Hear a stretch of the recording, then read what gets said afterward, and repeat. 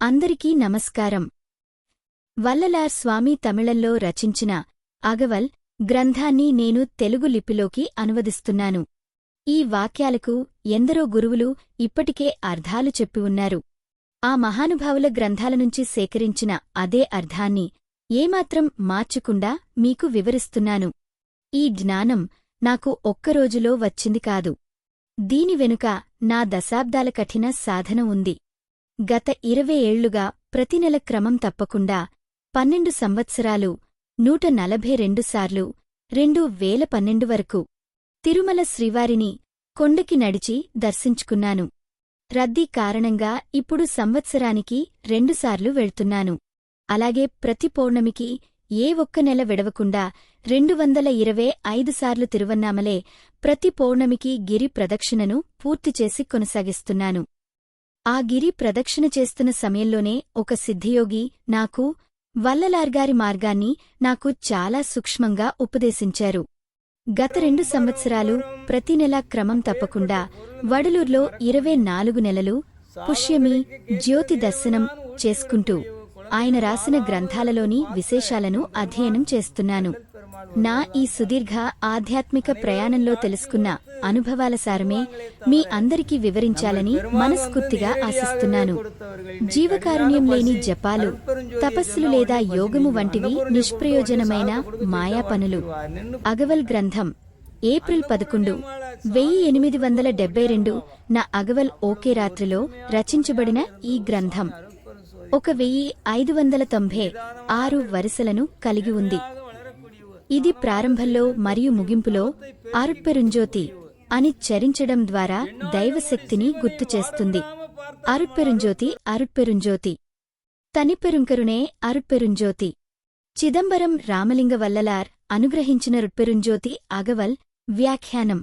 భూమి మరియు దైవస్వరూపం. జ్యోతి అంటే దయతో కూడిన మహాశక్తి. ఆకాశం శాశ్వతం, దానికి కారణమైన భగవంతుడు శాశ్వతం. ఆకాశంలో గాలి ఎలాగైతే శాశ్వతం ఉందో భగవంతుని వద్ద ఉన్న కృపాశక్తి కూడా అలాగే శాశ్వతం ఉంది.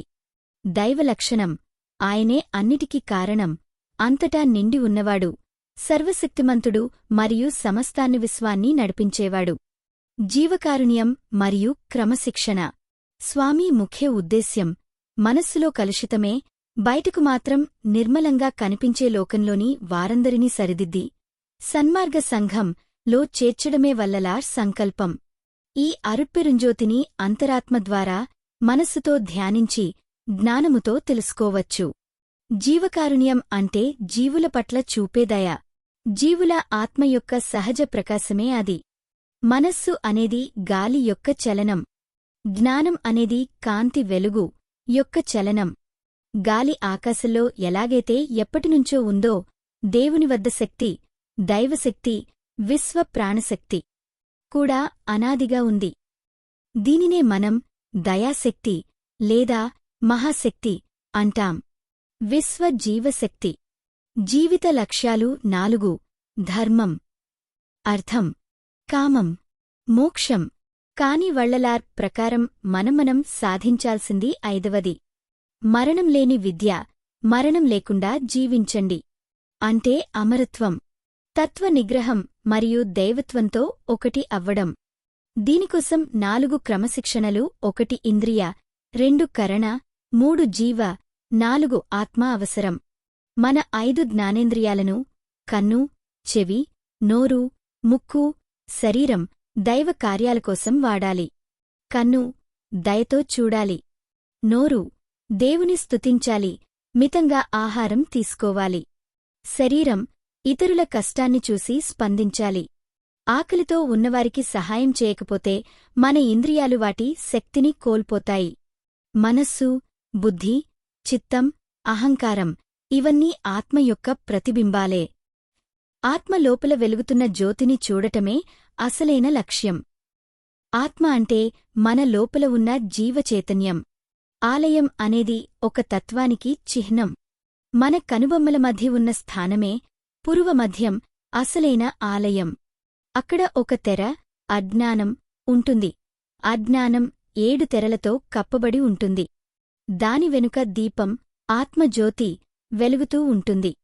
తెరను తొలగిస్తేనే ఆ వెలుగు కనిపిస్తుంది. ఆ వెలుపు లోపల శివశక్తి కలిసి ఉంటారు. శివ లోపల అరుణ్ పెరం జ్యోతి అనంత ప్రకాశం శక్తి ఉంటుంది. జీవజ్యోతి సూర్య కాంతి వంటిది. అందరినీ సమానంగా చూస్తూ జీవించాలి. ఆత్మజ్యోతి అగ్ని వంటిది. అన్ని జీవులను తనలాగే భావించి దయచూపినప్పుడు ఆత్మ ప్రకాశిస్తుంది. ఆలయ తత్వ వివరణ. గాలి యొక్క చలనాన్ని గెలిచి మనస్సులోని మాలిన్యాన్ని తొలగించుకుని నిర్మలమైన మనస్సుతో వారు పొందిన యోగ జ్ఞాన అనుభవమే ఆలయం. ఆత్మ లీనమయ్యే చోటు. భగవంతుడు నివసించే ఊరే దేవాలయం. వల్లలార్ పేర్కొన్నారు. జీవజ్యోతి జీవకాంతి జీవులన్నీ ప్రకృతిలోని గాలిని పీల్చుకుంటూ జీవిస్తున్నాయి. అలాగే ఎలాంటి భేదభావం లేకుండా ఏకత్వ భావంతో మెలిగితే జీవజ్యోతి పెరుగుతుంది. ఇది విశ్వంలో సూర్యకాంతి వంటిది. ఆత్మజ్యోతి అన్ని జీవులను తన ప్రాణంలా భావించి ప్రతిరోజూ మన శక్తి కొద్దీ జీవకారుణ్యం, జీవులపై దయ పాటిస్తే ఆత్మ ప్రకాశిస్తుంది. అన్ని జీవులు ఆనందంగా జీవించాలన్నదే భగవంతుని ఆజ్ఞ. ప్రాణం పోసే శక్తి మీకు లేనప్పుడు ప్రాణాన్ని తీసే హక్కు, ప్రాణిని చంపే లేదా తినే హక్కులేదు. జీవహింస చేసేవారిని ఆయన బయట దూరం పెట్టారు. అరుట్పెరుంజ్యోతి అగవల్. అగవల్లోని తదుపరి వివరణలు ఈ క్రింది క్రమంలో ఉన్నాయి. అంతర్గత బాహ్య వివరణ గురించి. పంచభూతాల కలయిక యొక్క విస్తరణ. వివిధ రకాల శూన్య ప్రదేశాల విస్తరణ. అండపిండ బ్రహ్మాండాలలోని భాగాల విస్తరణ. సముద్రాల రకాలు. పర్వతాల వనరుల 8 రకాల సంపదలు లేదా శక్తులు గురించి. విత్తనం మరియు దాని నుండి వచ్చే ఫలాలు గురించి. సమత్వము మరియు వైవిధ్యము యొక్క స్వభావాలు. అంతర్గత బాహ్య సృష్టి. 4 రకాల జీవరాశుల వాటి విస్తరణ గురించి. స్త్రీ పురుష స్వభావాలు గురించి. సమస్త జీవరాశులను రక్షించే విస్తరణ.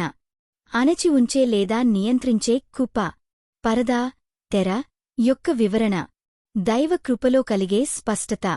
సాటిలేని ఏకైక వస్తువు. సత్య వస్తువు గురించి. పరాత్పర స్వభావం. పదాల స్వభావం. శివ రహస్యం గురించి. దైవకృప యొక్క గొప్పతనం. జీవానికి తల్లి, తండ్రి, గురువు, కృప, దైవం. జీవానికి తోడు, స్నేహం, బంధుత్వం.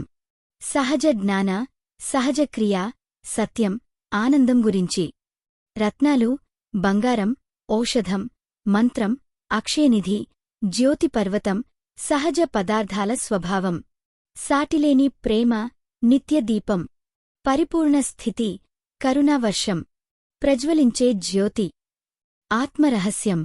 8 జానల శరీరంలో ఆత్మ అనే సూక్ష్మ అణువులోని కాంతిలో దాగి ఉన్న భగవంతుని దర్శించడానికి వల్లలార్ తన అనుభవాన్ని అక్షరాలతో ఆత్మకు అర్థమయ్యేలా వివరించారు. శక్తి ప్రాప్తి.